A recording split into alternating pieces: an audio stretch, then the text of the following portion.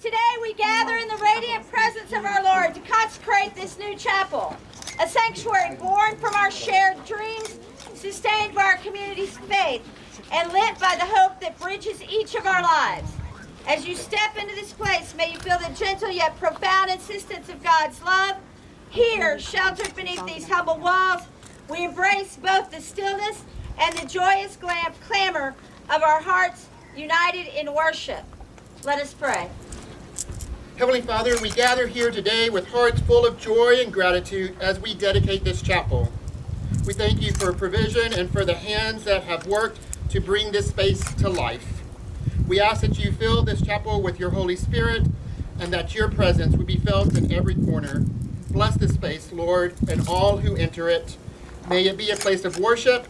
May it be a place of learning.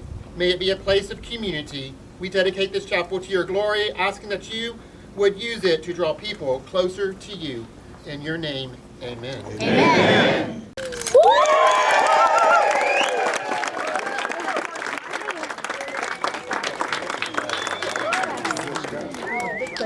Welcome to this house of worship here on this holy ground of Disciples Oaks Camp and Retreat. And I invite you as you step back in to sing the song Sanctuary if you know it.